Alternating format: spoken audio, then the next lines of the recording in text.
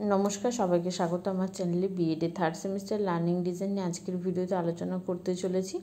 আর আজকে জীবন বিজ্ঞানের উপর লার্নিং ডিজাইন আলোচনা করব। এটি তোমাদের ক্লাস 7-এর উপর লার্নিং ডিজাইন। আর এর অন্তর্গত একক কী বলা হয়েছে? উদ্ভিদের দেহের গঠনগত বৈচিত্র্য। এর অন্তর্গত উপএকক হলো 1 নম্বর বলা হয়েছে মূল, 2 নম্বর কাণ্ড, 3 নম্বর পাতা, 4 নম্বর ফুল, 5 নম্বর ফল, 6 নম্বর বীজ, 7 নম্বর পরাগ মিলন, 8 নম্বর ব্যাপন। আর আজকের ভিডিওতে যেটা নিয়ে আলোচনা করব সেটা হলো মূল। প্রথমেই বলবো, চ্যানেলটিতে যারা নতুন আছে অবশ্যই একটা সাবস্ক্রাইব করে দিও এবং ভিডিওটি ভালো লাগলে একটা লাইক করে দিও। শিখনের লক্ষ্য উদ্দেশ্য। প্রথমে স্মরণ করা থেকে শিক্ষার্থীরা কী কী জিনিস জানতে পারবে। শিক্ষার্থীরা গাছের মূল জাতীয় কোন কোন খাবার খেয়েছে তা বলতে পারবে। তারপরে বলা হচ্ছে মূলের কাজ শিক্ষার্থীরা বলতে পারবে। শিক্ষার্থীরা পত্রমূলের উদাহরণ দিতে পারবে। এর পরবর্তী পয়েন্ট হলো অনুধাবন করা। অনুধাবন করা থেকে শিক্ষার্থীরা বিভিন্ন ধরনের মূল দেখে তাদের শ্রেণীকরণ করতে পারবে। শিক্ষার্থীরা গাজরকে মূল বলার কারণ ব্যাখ্যা করতে পারবে। শিক্ষার্থীরা স্থানিক ও অস্থানিক মূলের পার্থক্য করতে পারবে। অনুধাবন করার পরবর্তী পয়েন্ট হলো প্রয়োগ করা। প্রয়োগ থেকে শিক্ষার্থীরা কী কী জিনিস জানতে পারবে। শিক্ষার্থীরা মূল দেখে মূলের বিভিন্ন অঞ্চল চিহ্নিত করতে পারবে। শিক্ষার্থীরা অঙ্কুরিত বীজের বিভিন্ন অংশ পর্যবেক্ষণ করে বীজের কোন অংশ থেকে প্রাথমিক মূল তৈরি হবে তা বলতে পারবে। এরপরে প্রয়োগের পরবর্তী পয়েন্ট হলো বিশ্লেষণ করা। বিশ্লেষণ থেকে শিক্ষার্থীরা কী কী জিনিস জানতে পারবে তাহলে দেখে নিই। দেখো, ফার্স্টে প্রত্যেকটা জায়গায় তোমরা এরকম ছক করে নেবে। যদি নেক্সট পেজে লিখতে হয় তখনও সেক্ষেত্রে তোমরা হেডিং দিয়ে নেবে ছকের উপর। শিক্ষার্থীরা নদীর পাড়ে বা পুকুরের ধারে গাছ লাগানোর কারণ বিশ্লেষণ করতে পারবে। শিক্ষার্থীরা মূলরুমের মধ্যে মাটির কৈশিক জল কিভাবে প্রবেশ করছে তা বলতে পারবে। এর পরবর্তী পয়েন্ট মূল্যায়ন করা। শিক্ষার্থীরা একটি প্রধান মূলের বর্ধনশীল অঞ্চল কেটে বাদ দিতে কী হতে পারে সে সম্পর্কে মত প্রকাশ করতে পারবে। শিক্ষার্থীরা পরিবেশ রক্ষায় গাছের মূলের গুরুত্ব কী তা বলতে পারবে। তারপরে পরবর্তী পয়েন্ট সৃজন করা। শিক্ষার্থীরা বিশেষ কাজ সম্পন্নকারী বিভিন্ন মূলের ছবি এঁকে একটি চার্ট তৈরি করতে পারবে। শিক্ষার্থীরা মূলের ব্যবচ্ছেদ করে দেখতে পারবে। শিক্ষার্থীরা মূলো, বিট, গাজর এর মাটির মডেল তৈরি করে রং করতে পারবে। এরপরে কি বলা হয়েছে? পাঠের প্রেক্ষিতে শিক্ষার্থীদের বিশ্লেষণ। বর্তমান পাঠ অর্থাৎ মূল পড়ানোর পূর্বে শিক্ষার্থীদের সাধারণ বৈশিষ্ট্যাবলী এবং প্রারম্ভিক আচরণ সুনিশ্চিত করার জন্য শিক্ষক মহাশয় কিছু প্রশ্ন করবেন।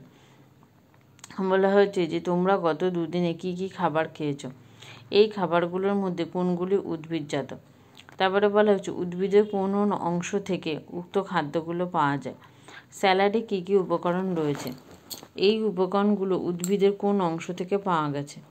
এর পরবর্তী পয়েন্ট হলো শিখন সহায়ক উপকরণের প্রস্তুতি ও নির্বাচন। প্রথমে 1 নম্বর বলা হয়েছে শিক্ষা সহায়ক উপকরণ নির্বাচন।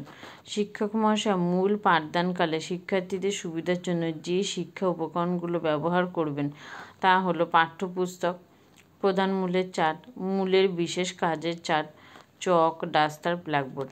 2 নম্বর বলা হয়েছে পাঠ্যপুস্তক, পরিবেশ ও বিজ্ঞান, যে বইটা পড়ানো হচ্ছে সেটার নাম লিখতে হবে। 3 নম্বর বলা হচ্ছে সহায়ক গ্রন্থ, অর্থাৎ এই যে প্রধান বইটা এছাড়াও কি সহায়ক গ্রন্থ ব্যবহার করা সেগুলো, যেমন এখানে উদ্ভিদবিদ্যা গুহ সাতরা মিশ্র চৌধুরী, জীববিদ্যা অসীম কুমার চট্টোপাধ্যায় ও চন্দ্রশেখর চক্রবর্তী। 4 নম্বর বলা হয়েছে চার্ট ও মডেল, প্রধান মূলের চার্ট, এবার এটা হচ্ছে মূলের বিশেষ কাজের চার্ট এবং মূলের মডেল শিক্ষাদানের জন্য প্রয়োজন। সুতরাং উক্ত উপকরণগুলো তৈরি করে নিতে হবে।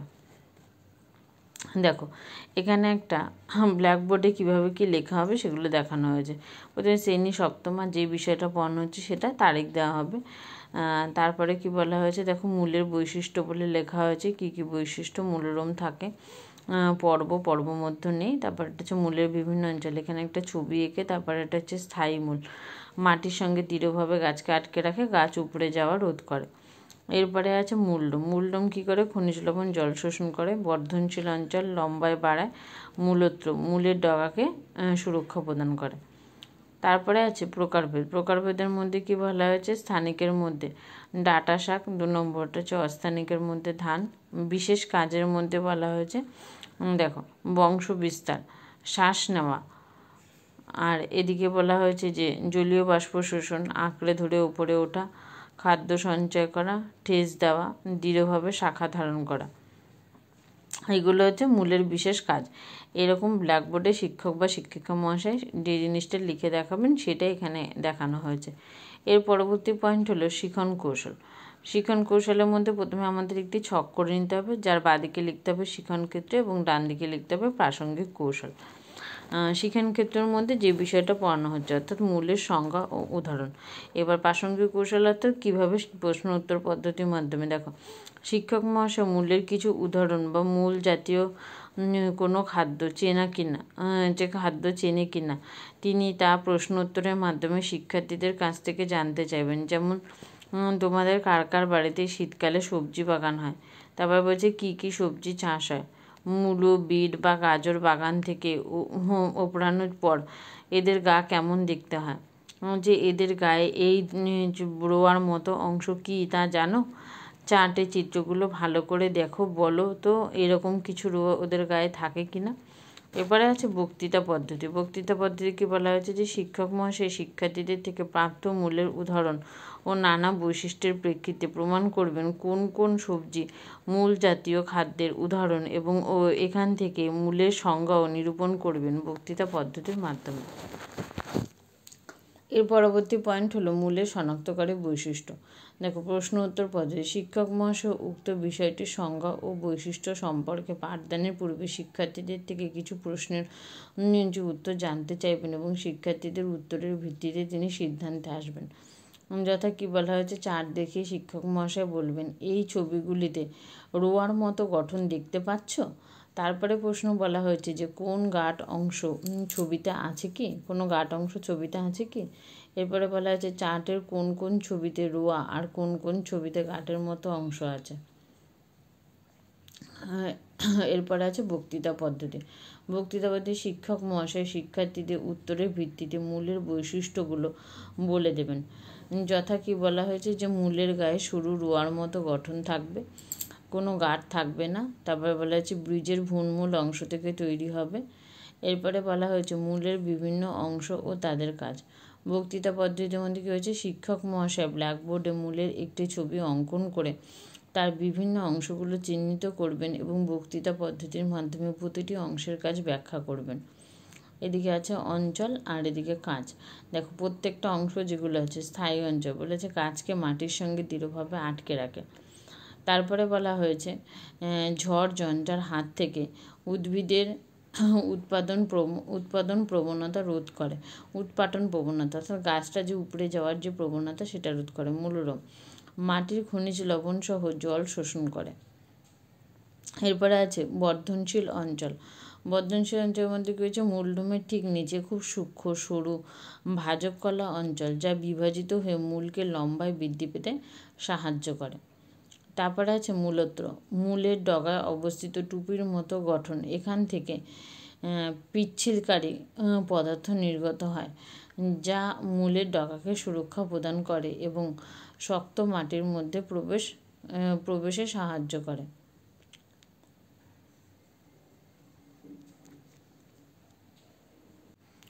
এরপরে কি আছে দেখে নিই। দেখো নেক্সট বলা হয়েছে প্রকারভেদ। প্রকারভেদের মধ্যে এখানে কোন পদ্ধতি ব্যবহার করা হয়েছে, প্রতিপাদন পদ্ধতি। শিক্ষক মহাশয় শিক্ষার্থীদের মূলের প্রকার সম্পর্কে অবগত করাবেন প্রতিপাদন পদ্ধতির মাধ্যমে। শিক্ষক একটি মূল সহ ডাটা শাক ও মূল সহ দূর্বাঘাস উপস্থাপন করবেন শিক্ষার্থীদের সামনে। শিক্ষার্থীদের দুটি মূলের গঠনগত পার্থক্য বোঝাবেন। প্রশ্নোত্তর পদ্ধতি কি বলা হয়েছে, মূল দুটি শিক্ষার্থীরা পর্যবেক্ষণ করার পর শিক্ষক মহাশয় শিক্ষার্থীদের কিছু প্রশ্ন করবেন এবং শিক্ষার্থীদের উত্তরের সাপেক্ষে প্রকারভেদ সম্পর্কে স্থির সিদ্ধান্তে আসবেন। সমগ্র পদ্ধতি প্রশ্ন উত্তর দ্বারা সংগঠিত হবে।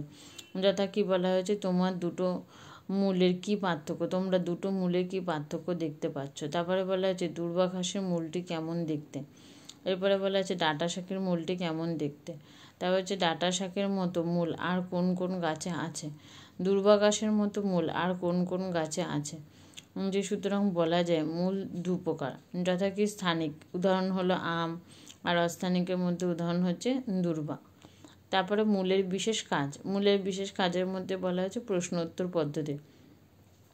শিক্ষক মহাশয় মূলের বিশেষ কাজের চার্ট শিক্ষার্থীদের দেখাবেন এবং তাদের সঙ্গে প্রশ্ন উত্তরের মাধ্যমে মূলের বিশেষ কাজ সম্পর্কে শিক্ষার্থীদের ধারণা দান করবেন। যথা পাথরকুচি পাতার মূল বংশ বিস্তারে সাহায্য করে, সুন্দরী গাছের মূল মাটির উপর থেকে শ্বাস নেয়।